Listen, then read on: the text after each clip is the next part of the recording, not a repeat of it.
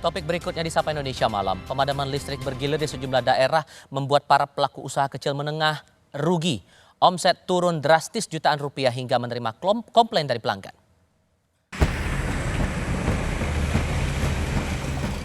Pemadaman listrik bergilir sejak beberapa hari belakangan merugikan para pelaku usaha mikro, kecil, dan menengah. Di Kota Semarang, omset usaha bengkel menurun drastis karena semua peralatan tak bisa beroperasi. Salah satunya bengkel di Kelurahan Patemon, Kecamatan Gunung Pati. Wah, lumpuh mas. Karena kita pakainya itu listrik semua mas.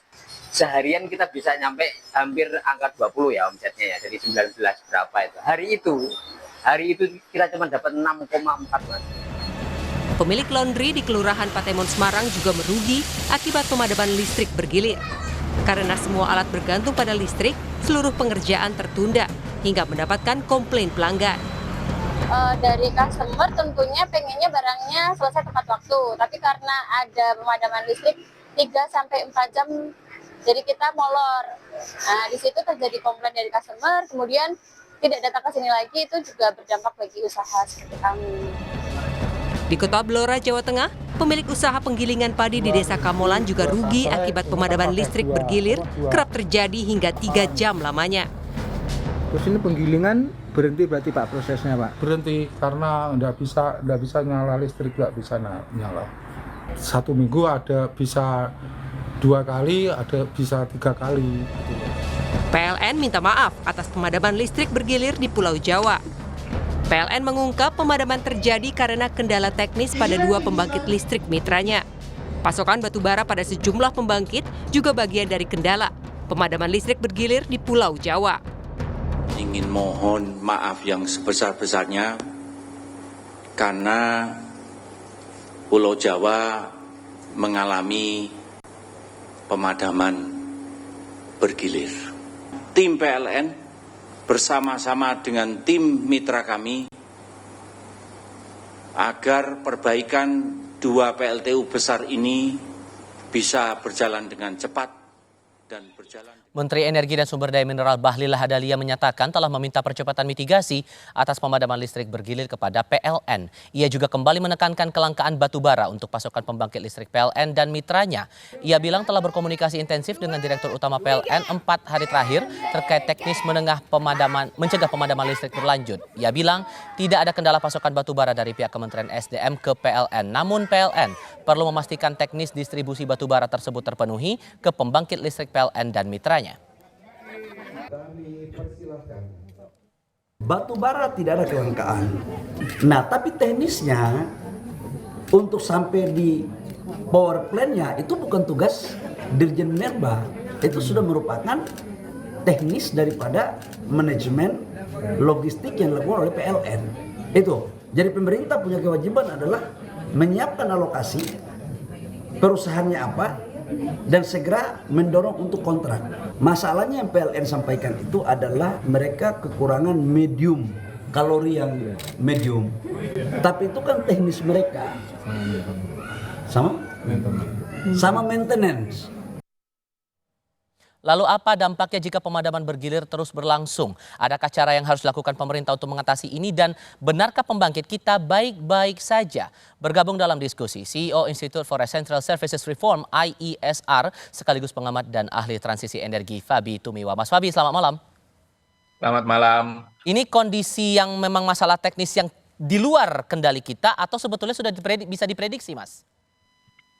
Ya, sebenarnya ini sesuatu yang harusnya tidak terjadi ya, pemadaman listrik. Dan kalau kita tahu sebenarnya kalau kita lihat dari kapasitas terpasang daya listrik yang ada di Jawa Bali ya dan juga berdasarkan dari beban puncak ya, sebenarnya situasi seperti ini harusnya tidak terjadi. Jadi memang dugaan saya ada sejumlah faktor, tapi faktor yang dominan itu memang ada pembangkit yang mengalami kendala. Tetapi faktor yang dominan menurut saya adalah ketersediaan batu bara di sejumlah pembangkit PLTU yang hari ini mungkin di bawah batas aman.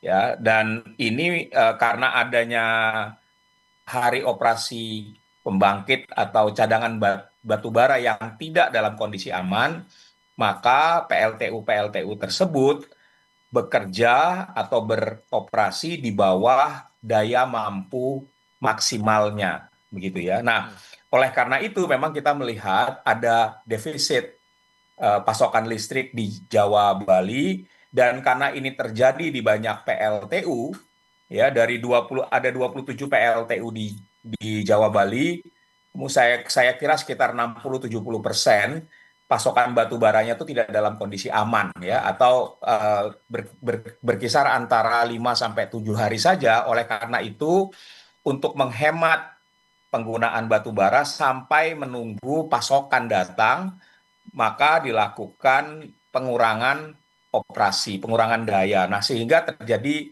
defisit. Defisitnya itu cukup besar ya, dan terjadi di banyak pembangkit. Oleh karena itu kita lihat bahwa pemadaman bergilir ini terjadi merata ya, dari Jawa Barat sampai di Bali gitu. Dan ini dampaknya sebatas pada ekonomi atau ada dampak yang lebih serius lagi, Mas? Oh, kalau dampak tentunya seperti yang kita tadi saksikan ya, buat konsumen listrik, pemadaman ini sangat merugikan misalnya bagi mereka yang punya usaha ya. Jika terjadi pemadaman yang terjadi rata-rata sekarang ya, antara 3 sampai 5 jam, tentunya itu sangat mengganggu usaha mereka. Belum lagi kita lihat di sejumlah usaha misalnya, kalau mereka harus menyala listriknya, maka mereka akan menggunakan genset misalnya. Nah, genset itu mereka harus bakar BBM dengan harga yang cukup mahal ya. Jadi kalau bisa dibilang yang namanya pemadaman listrik itu membawa kerugian bagi konsumen ya. Besar kecilnya tergantung dari bagaimana listrik itu dipakai. Oke, sehingga solusinya adalah menambah pasokan batu bara itu saja, atau ada solusi yang rasanya lebih cepat dan lebih efisien untuk menjawab masalah ini, biar masalah pemadaman tidak terus-terusan berlanjut seperti ini?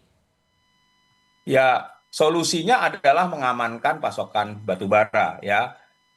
Seperti yang tadi saya sampaikan, bahwa rata-rata cadangan atau ketersediaan batu bara di pembangkit yang ada di Jawa Bali itu dalam kondisi yang kritis ya. Kritis itu di bawah 10 hari.